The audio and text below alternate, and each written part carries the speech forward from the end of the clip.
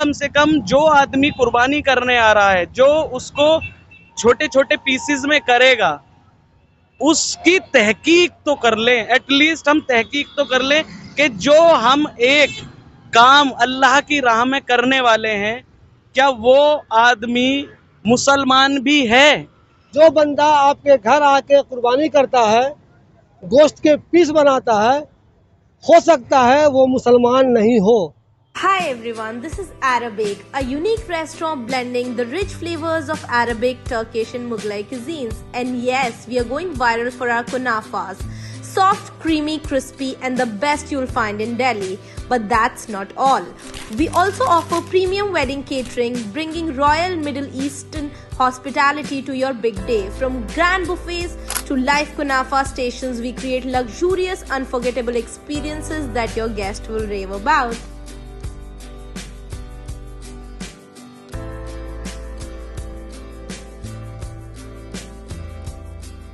दोस्तों, मैंने पहले भी कहा है, मुसलमानों के साथ एक अच्छी बात यह है कि भले ही कुछ मुसलमान हराम तरीके से अपनी कमाई करते हो, वो जो कारोबार करते हो वो एंटी इस्लामिक हो सकता है वो कारोबार इस्लाम में मना हो, लेकिन उनमें एक खूबी होती है कि वो भी जब गोश्त की बात करते हैं तो उनको हलाल गोश्त चाहिए।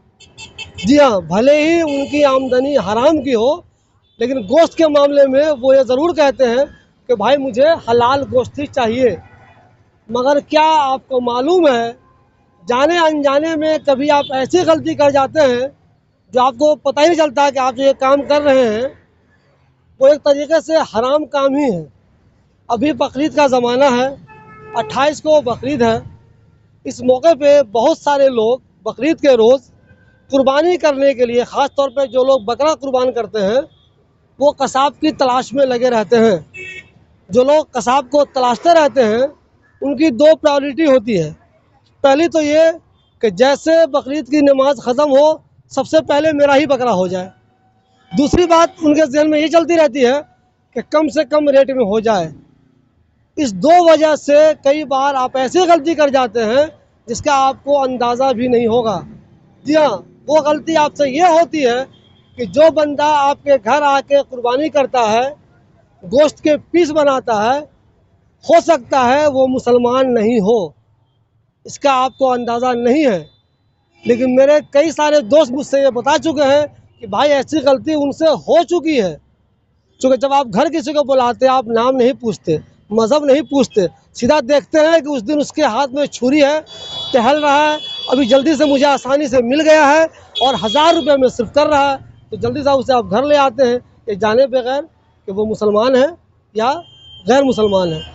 मैं इस न्यूज़ में ये बताने की कोशिश नहीं कर रहा हूँ कि मुझे गैर मुस्लिम के साथ कारोबार नहीं करना चाहिए, लेकिन कुर्बानी एक सुन्नत है, मजहबी फरीज़ा है, तो इसका मतलब ये है इसमें मुसलमानों का शामिल होना ही ज़रूरी है। ऐसा नहीं है कि आप किसी गैर मुस्लिम को बुलाएं, वो ज़बा भी कर दे, पीस भी बना दे और आप समझिए कुर्बानी हो गई। मेरे ख्याल से ये किसी तरह से दुरुस्त नहीं है। आप चाहें तो किसी आलिम दीन से पूछ सकते हैं।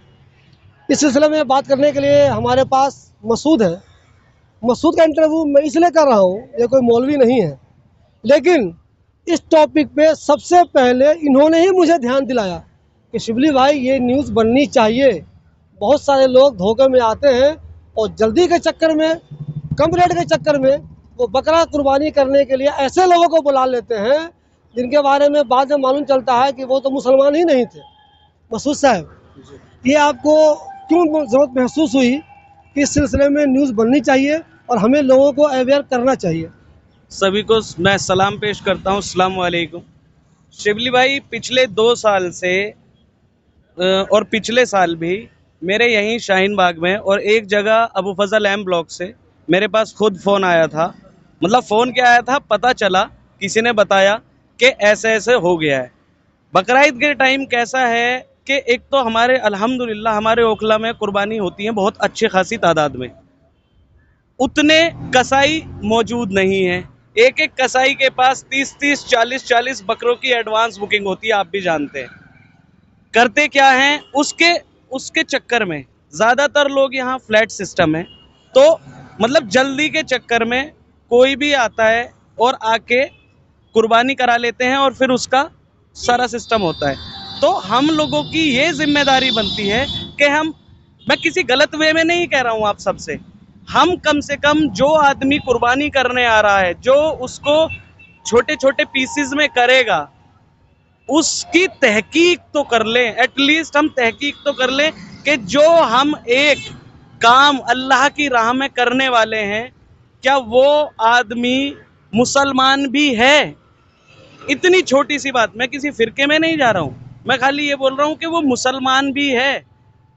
मेरे साथ खुद पिछले साल गली में जग्गन पट्टी शाहीन बाग में, मैंने आपको उस टाइम फ़ोन भी किया था, उस आदमी के हाथ में कड़ा बंधा हुआ था। मुझे डाउट हुआ तो पता चला कि वो खटीक था, उसके साथ 2 लड़के और थे सपोर्टिंग। आप बताइए, जो आदमी खटीक था और जो अपने औजार लेके आया था, क्या वो हलाल रहे होंगे? कौन से जानवर उसने उनसे काटे होंगे? अब सोचिए, मतलब आप एक ऐसी चीज अदा कर रहे हैं जो अल्लाह को बकरा ईद पे सबसे ज्यादा मकबूल है, और उस पे उस जानवर का औजार इस्तेमाल करा जा रहा है जो जानवर एक मुसलमान के लिए कतन हराम है। तो इस चीज के लिए मैंने आपको कॉल की था, मैंने कहा शायद बता दूं, कुछ मैसेज अगर लोगों तक पहुंच सके, अवेयर हो सके लोग इस चीज को लेके। और आप उस दिन देख लीजिए, ऐसा तो नहीं है कोई गैर मुस्लिम आपके यहाँ आया कुर्बानी करके चला गया। बहुत से लोग इसमें कह सकते हैं अरे ये फालतू की बात है, झूठी बात, ऐसी बात नहीं है। इन्होंने भी तजुर्बा किया है, हमले भी किया है, मेरे भी दोस्तों ने कहा ऐसा मैंने देखा है। तो आप जल्दी मत कीजिए। इस बार जो मैंने पूछा है लोगों से, 1500 से 2000 रुपये तक का रेट है एक बकरा करने का। हो सकता है आपको कहीं पे कोई बंदा मिल जाए 1000 में करने वाला, आप चालाक बन जाएंगे। देखो यार, मैंने सिर्फ 1000 रुपये में एक बंदे को तैयार कर लिया, लेकिन आप ये नहीं सोचेंगे हो सकता है जो 1000 रुपये वाला बंदा आपका कर रहा हो वो मुसलमान ही नहीं हो।